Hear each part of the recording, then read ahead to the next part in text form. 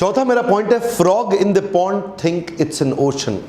इसे क्या बोलते हैं? इसे बोलते हैं कुएं का मेंढक। जो कुएं का मेंढक है ना, वो उस कुएं को समुद्र समझता है। तो जो बिहार का आदमी है ना, वो सिविल सर्विसेज को ही सब कुछ समझता है। उसके लिए जिंदगी सिविल सर्विसेज ही है सब कुछ। IAS IPS IFS बन जाऊं, सरकारी नौकरी मिल जाए, रेट लिस्ट तय कर दिया, तेरी सरकारी नौकरी, तेरे को दहेज में इतना पैसा मिलेगा। इनको क्या लगता है, सरकारी नौकरी मिल गई, IAS ऑफिसर बन गया, ये टेबल के ऊपर तो लेगा, नीचे से भी लेगा।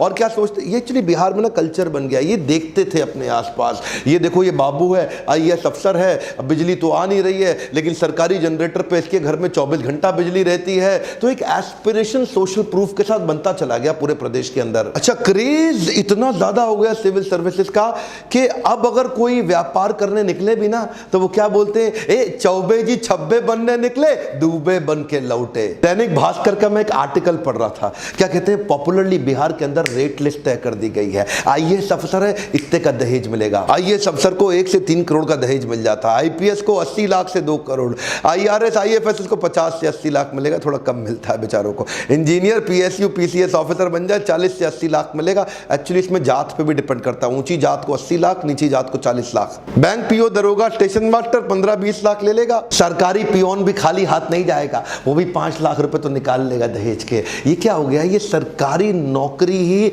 सब कुछ है। एक बिहारी आदमी के लिए वो क्या कहते हैं, कहीं सूखा कहीं बाढ़, ना मिले नौकरी ना व्यापार, तो सरकारी नौकरी सब कुछ है। अभी बिहार को मैं और समझ ही रहा था कि इतने में किसी ने मुझे डाउरी कैलकुलेटर भी दिखा दिया। उसमें अपनी उम्र लिखो, कास्ट लिखो, क्या हो तुम, और उसके बाद लिखो प्रोफेशन कैसा है, मंथली सैलरी कितनी है, कहां पे काम कर रहा है, दिखने में कैसा, गोरा चट्टा काला, हाइट कितनी है, पहली शादी है कि दूसरी शादी है, माता पिता क्या करते हैं। इससे क्या होगा, आपका डाउरी कैलकुलेटर निकल के आ गया कि कितना दहेज मिलेगा। इन्हीं चीजों ने मार दिया है हमारे देश को। आज भी हमारे देश में ऐसे संस्कार है कि दहेज की कमाई पे लाड टपकती है कि तेरे को कितना मिला, मेरे को कितना मिला, गाड़ी कौन सी आई। मेरा 5वां पॉइंट है, Bihar is famous for caste politics. Caste politics का मतलब क्या हुआ, इधर कास्ट पॉलिटिक्स ज्यादा चलती है, डेवलपमेंट पॉलिटिक्स कम चलती है। अच्छा देखो, हर चीज के फायदे नुकसान भी होते हैं। कास्ट पॉलिटिक्स का कुछ फायदा तो है।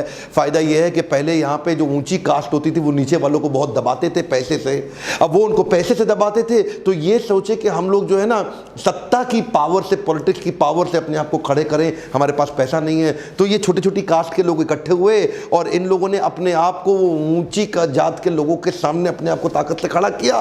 तो कुछ फायदा होता है, निश्चित रूप से होता है। पर जब 91 के बाद लिबरलाइजेशन आया ना देश के अंदर, उस समय बाकी सारे राज्य सोच रहे थे कि हमारे को इंटरनेशनल फंडिंग मिले, अपने फॉरेन इन्वेस्टमेंट्स आ जाएं, अपने लिबरलाइजेशन का फायदा उठाएं, धंधा व्यापार बड़े करें, और ये लोग कास्ट के चक्कर में फंसे रह गए। यहां पे ग्रोथ पॉलिटिक्स हुई नहीं, यहां पे डेवलपमेंट पॉलिटिक्स की बात नहीं हुई। आज मैं किसी को ठेस नहीं पहुंचाना चाहता, पर कुछ डेटा बताऊंगा। ये सब कास्ट के चक्कर में बिहार एक अनस्टेबल गवर्नमेंट की तरह रह गई। 70 सालों में 40 बार तो सत्ता बदली, 23 अलग अलग मुख्यमंत्री आए 70 साल के अंदर। एक मुख्यमंत्री को एवरेज 1.5 साल से ज्यादा मिला नहीं। यहां पे बात केवल जात पात की होती रह गई, डेवलपमेंट हुआ नहीं। एक्चुअली क्या सोचना चाहिए कि केवल मेरी कास्ट नहीं, अगर पूरे राज्य में खुशहाली आएगी तो फायदा सबका होगा। गोल्डन स्टेटमेंट को पकड़ लीजिए, अगर खुशहाली आएगी तो फायदा सबका होगा। जब पूरा बिहार ग्रो करेगा तभी फायदा होगा। उसको बोलते हैं इंक्लूसिव ग्रोथ।